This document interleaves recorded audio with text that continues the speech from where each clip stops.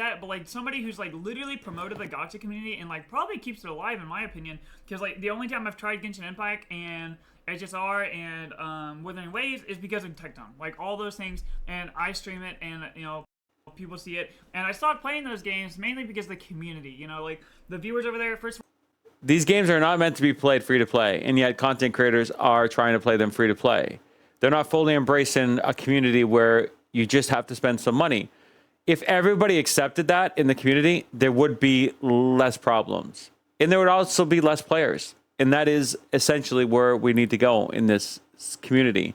The reason why there's so many problems is because the amalgamation of all these communities exist. And it's partly because Tectone's bringing them in. It's partly because Mr. Pokey's bringing them in. It's partly because all these other free-to-play fucking players are bringing these communities in that have no business being here. That shouldn't be here to begin with. That's not the reason why people play gacha games, in my opinion. Okay, and I could be wrong. A lot of people that used to play gacha games are people who got sick of the mainstream, watered down, easy, mode games that existed in this, much more capitalistic video game hobby. And we went over there to have a different thing. Now, obviously, you could have gone over there because of your addictive tendencies. And then even if you didn't have those, you obviously developed them potentially after playing these kind of games. That's the bad side of it.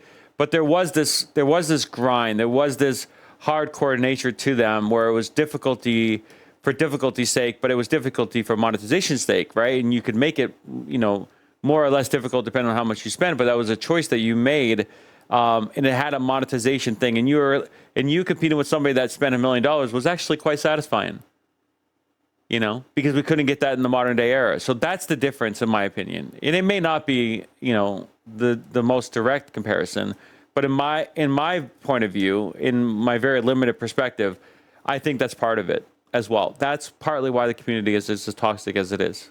well, it's like a small niche community, and then also it's definitely not a small niche community. It's a large ass community, larger than it's ever been. Viewers over there can be psychotic at times, and this is exactly what I mean. Like if you look at this person has made dozens of videos, even drama baiting Asmongold, but I will continue to drama bait Asmongold, but Asmongold I think watches my videos. He reacted to Cassie's stepping away from OTK, obviously for personal reasons. He reacted to it very maturely and responsibly. Tectone is obviously his main target, and all he does is just drama bait at Tectone. No. Okay, first of all, order of operations here. Tectone drama baits everybody first. I respond to the drama baiting that he does. I very rarely start anything. Okay, and to be clear, and to be fair to me, my first video that ever got reacted to by Tectone was not targeted at Tectone. I did not start anything. Okay, in the order of operations, Tectone has started everything.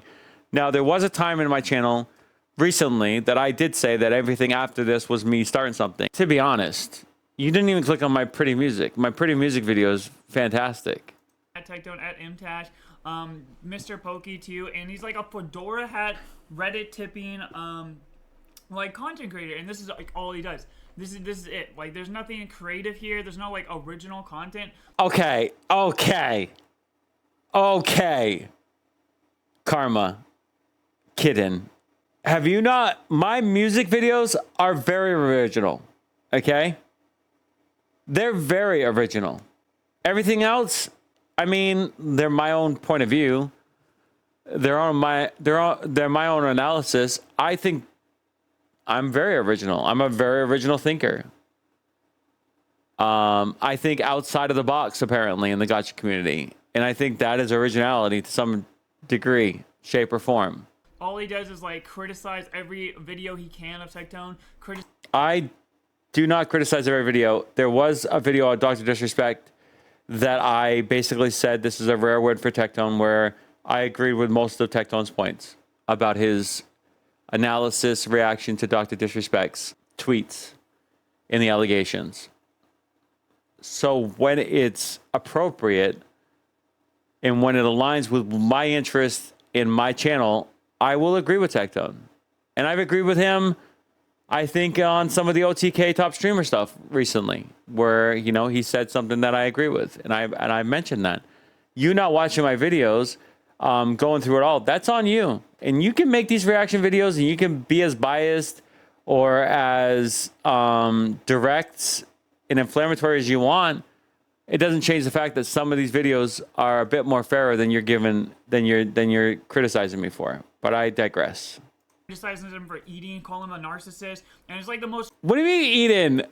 First of all, last of all, I don't like people that eat on stream, and I've done that myself. I try not to do that. I don't like people. If this is what you're suggesting about eating, this is everyone. It has nothing to do with just Tectone. Fedora hat tipping Reddit mod reads I've ever seen. Well, let's talk about mods. Mods are underpaid, undervalued. Going into his relationship, calling out him for like bringing up certain things or certain creators, and it's almost to the point of like disgust.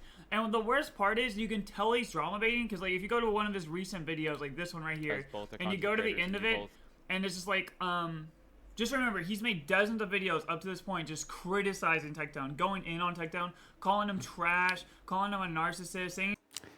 Okay, to be fair, everything that I've said about Tectone, if it borderline slander or defamatory, and I've already acknowledged that that is a possibility, and I fully accept that reality if that's the case. Up until that point, though, let's be very clear. Okay, Karma Kitten, everything that I say, I've stood by and I stand by.